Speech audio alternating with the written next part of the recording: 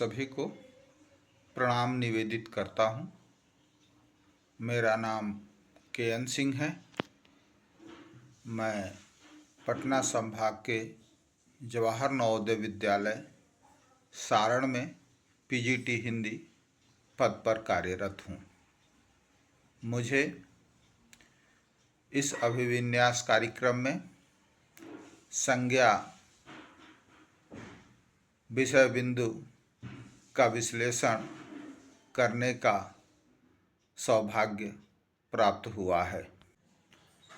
हम इस विषय बिंदु पर बिंदुवार विचार करते हैं। सबसे पहले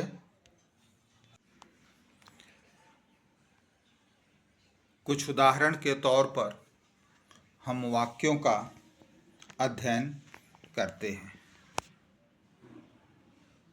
भारत एक ऐसा देश है जहाँ नदियाँ की पूजा की जाती है।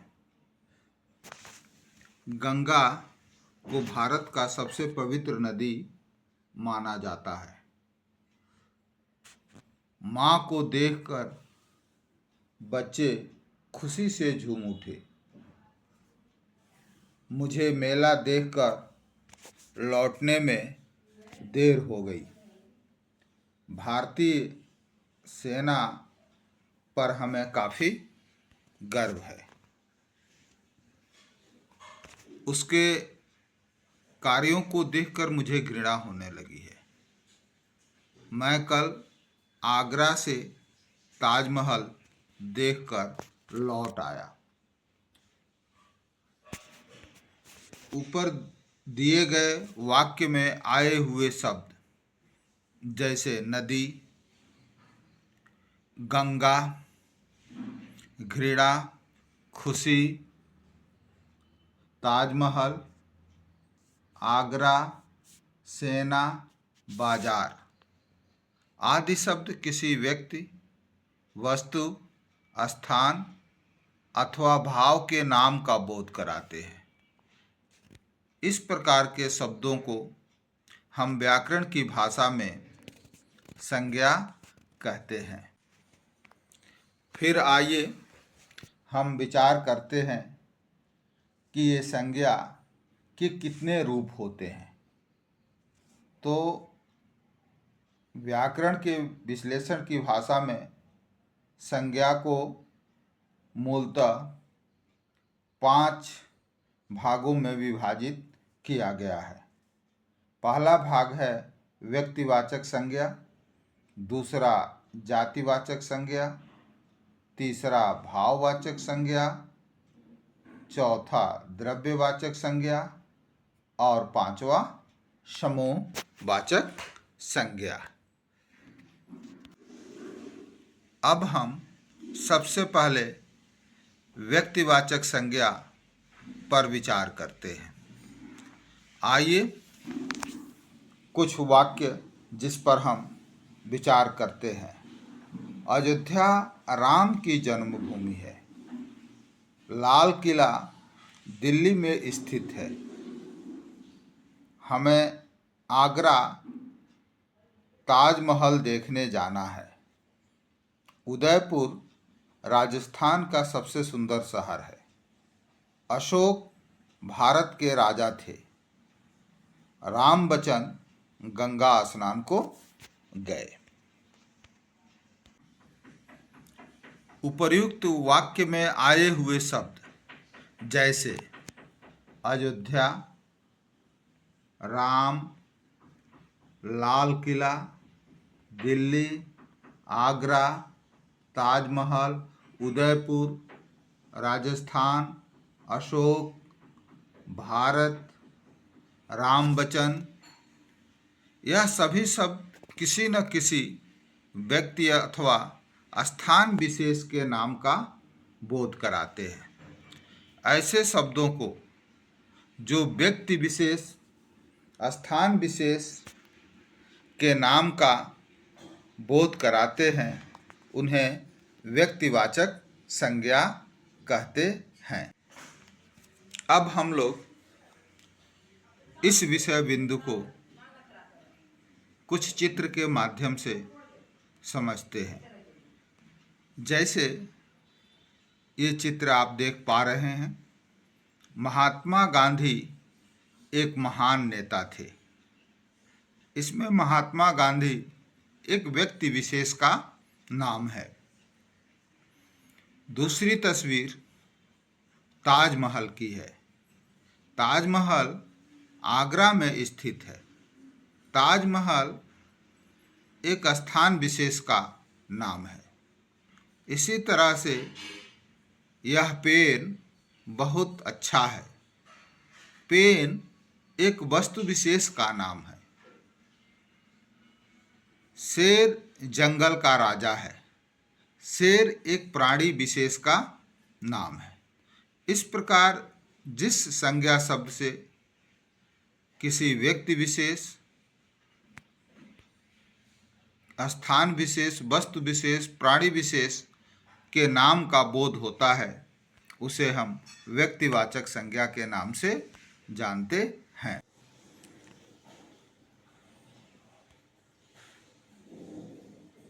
अब हम संज्ञा के दूसरे भेद जातिवाचक संज्ञा पर विचार करते हैं। आइए कुछ उदाहरण के तौर पर नीचे लिखे वाक्यों का अध्ययन हम करते हैं। नदियाँ हमारे देश की जीवनदायिनी है। उत्तर दिशा के पर्वत हमारे लिए प्रहरी का काम करते हैं। फल का सेवन सभी के लिए सेहत के लिए लाभकारी है। छात्र कक्षा में अध्ययन कर रहे हैं। नेता चाहें तो हमारे देश की तकदीर बदल दें। इन वाक्यों में जैसे नदी, पर्वत, फल, कक्षा, नेता, इन शब्दों से व्यक्ति विशेष का नहीं बल्कि उसकी संपूर्ण जाति का बोध हो रहा है। जब इस प्रकार के शब्दों का प्रयोग उसके संपूर्ण समुदाय के जाति के बोध के लिए होता है, तो ऐसे शब्दों को हम जातिवाचक संज्ञा के नाम से जानते हैं। आइए हम कुछ चित्र के माध्यम से इस विषय बिंदु को और ज़्यादा स्पष्ट करते हैं। अब दिए गए चित्र में हम विचार कर रहे हैं। लोग मिलजुल कर रहते हैं। बहुत सारे व्यक्तियों का समूह है लोग। वस्तु के रूप में जैसे देखिए फर्नीचर हमारे घर में होता है। पशु हमारे जीवन के सहयोगी हैं। पंछी जिसमें सारे पंछी आ रहे हैं। पशु जिसमें सभी पशु आ रहे हैं। गांव जिसमें सब कुछ आ रहा है। इस प्रकार जब संपूर्ण जाति का बोध होता है तो हम उसे जातिवाचक संज्ञा के नाम से जानते हैं।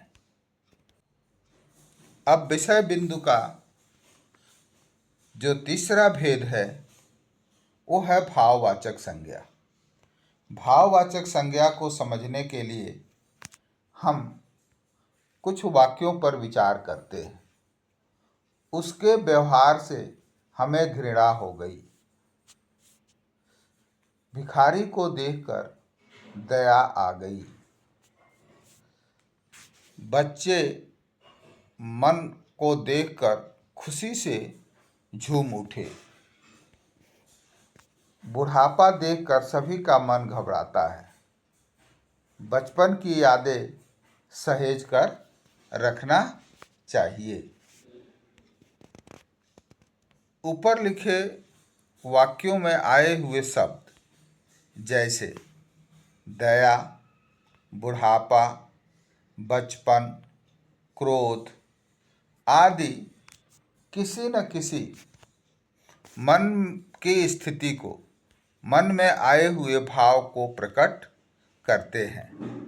इस प्रकार मन में आए हुए जो भी भाव है, दया, बुढ़ापा, बचपन, क्रोध, ये सब शब्द भाववाचक संज्ञा के रूप में अध्ययन किए जाते हैं। इस विषय बिंदु को और ज़्यादा स्पष्ट करने के लिए हम कुछ चित्रों का सहारा लेते हैं। जैसे सुख की स्थिति, हमें दूसरों की मदद करने में सुख मिलता है।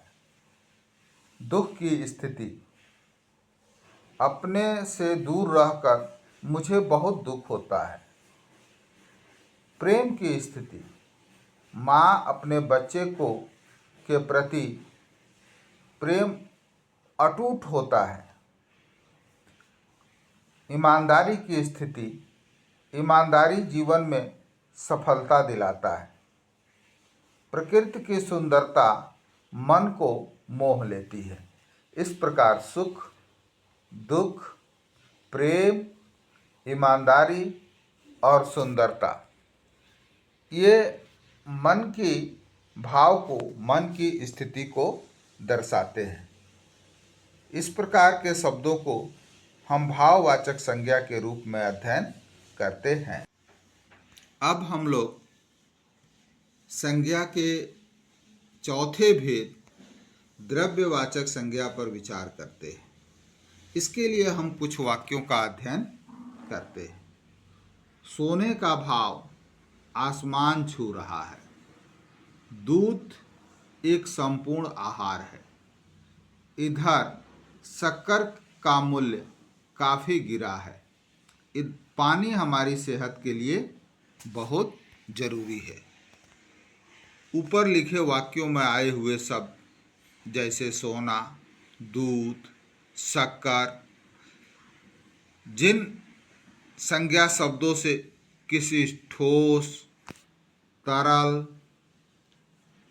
पदार्थ, धातु या अधातु का बोध होता है, उन्हें हम द्रव्यवाचक संज्ञा के नाम से जानते हैं।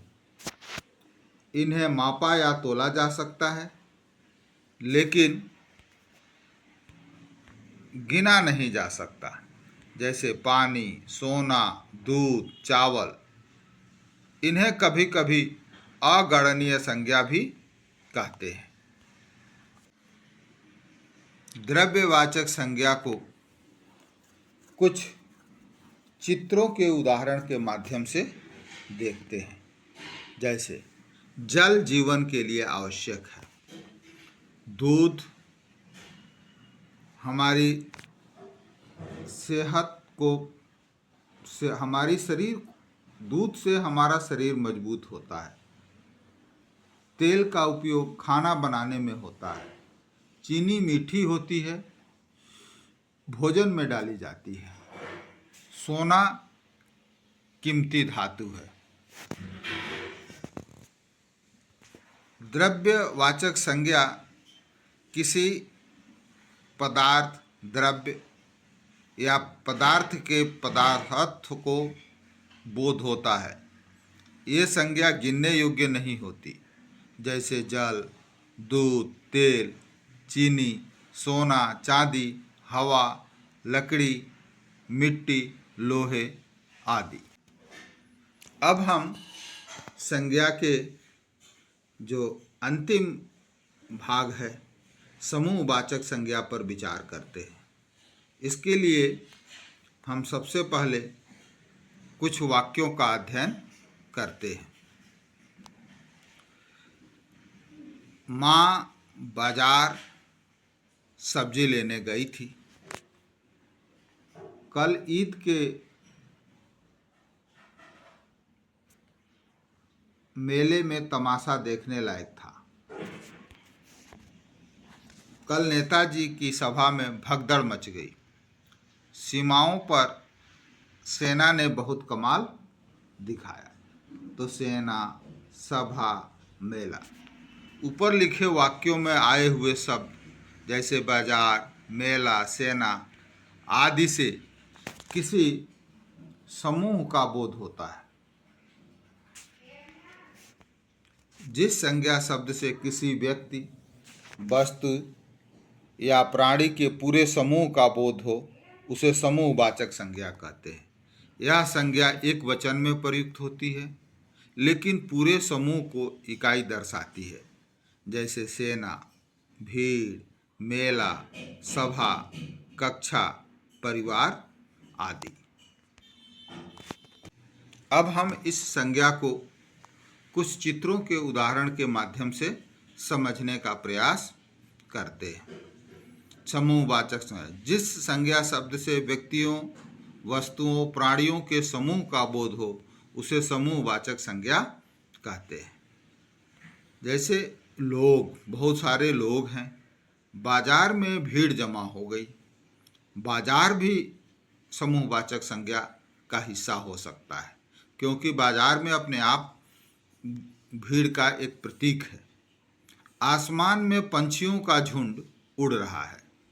गायों का झुंड खेती की ओर जा रहा है। मछलियों का झुंड समुद्र में तैर रहा है। उसे गुलाब का गुच्छा भेंट किया। इस प्रकार समूहवाचक संज्ञा एक वचन के रूप में प्रयुक्त होती है। यह अनेक व्यक्तियों, वस्तुओं, प्राणियों के समूह का बोध कराती है, जैसे झुंड, समूह, भीड़, टोली, गुच्छा, दल, सेना, वर्ग आदि। अब हम इस विषय बिंदु की संकल्पनाओं को स्पष्ट करने के लिए कुछ बहुविकल्पीय प्रश्न लेकर के आपके समक्ष उपस्थित हैं। पहला प्रश्न है, राम शब्द किस प्रकार की संज्ञा है? हम जानते हैं कि राम जो है वो व्यक्ति विशेष है। इसलिए जब किसी व्यक्ति विशेष के नाम का बोध होता है तो ऐसे शब्द जो है वो व्यक्तिवाचक संज्ञा के रूप में जाने जाते हैं। दूसरा प्रश्न है किताब किस प्रकार की संज्ञा है? तो किताब किसी विशेष किताब का नाम नहीं है। जैसे रामायण, महाभारत, गीता, ऐसे जो शब्द है किसी विशेष किताब का बोध कराते हैं। लेकिन जब हम किताब शब्द कहते हैं तो उससे संपूर्ण किताब जाति का बोध होता है। इस प्रकार इसका उत्तर जातिवाचक संज्ञा होगा। तीसरा प्रश्न देखते हैं, ईमानदारी किस प्रकार की संज्ञा है? जानते हैं हम कि ईमानदारी जो है वो मन के भाव का बोध कराती है, मन की स्थिति का बोध कराती है। इस प्रकार इसका सही उत्तर भाववाचक संज्ञा होगा। सोना किस प्रकार की संज्ञा है? सोना चूंकि द्रव्य है और ये द्रव्यवाचक संज्ञा कहलाएगा क्योंकि इसको मापा और तोला जा सकता है। इसी प्रकार दिल्ली किस प्रकार की संज्ञा है? दिल्ली एक शहर विशेष का नाम है। तो इस प्रकार जब व्यक्ति विशेष का नाम होगा, स्थान विशेष का नाम होगा, तो ऐसे परिस्थितियों में हम व्यक्तिवाचक संज्ञा के ऊपर जाएंगे।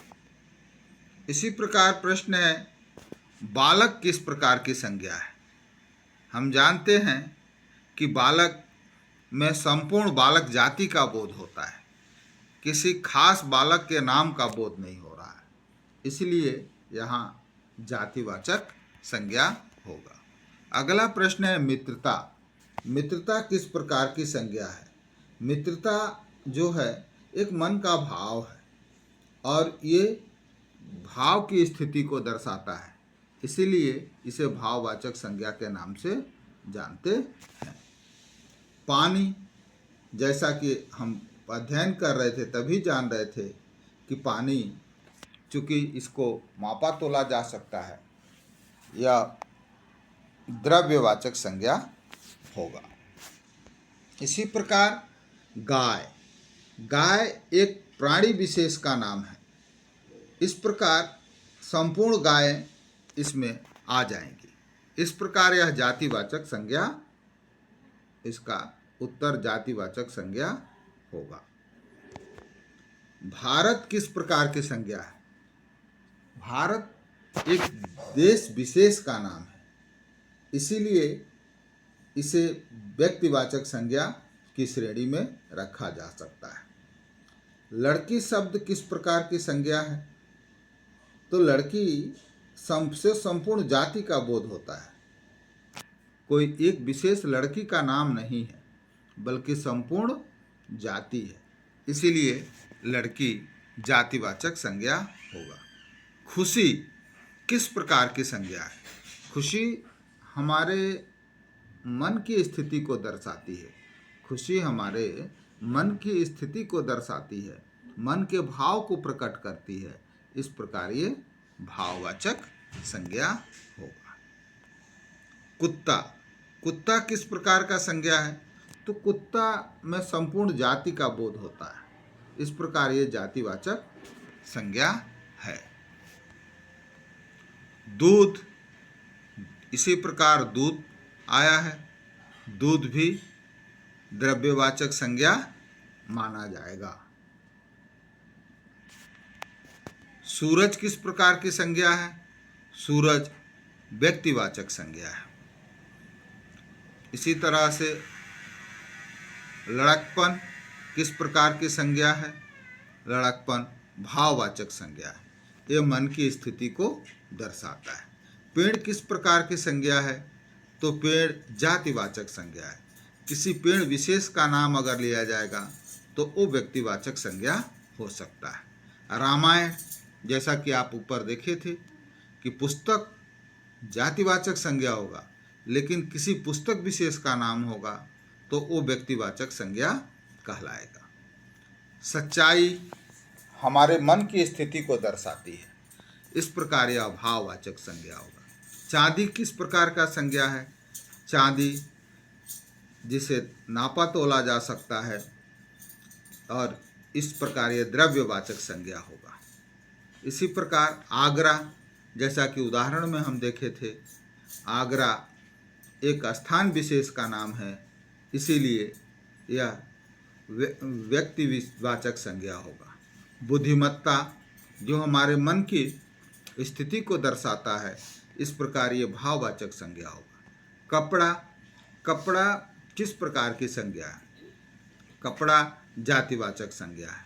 हवा किस प्रकार की संज्ञा है? हवा व्यक्तिवाचक संज्ञा है। नेहरू किस प्रकार की संज्ञा है? नेहरू भी व्यक्तिवाचक संज्ञा है। तो इस प्रकार आज यह विषय बिंदु समाप्त हुआ। आप सभी को धन्यवाद।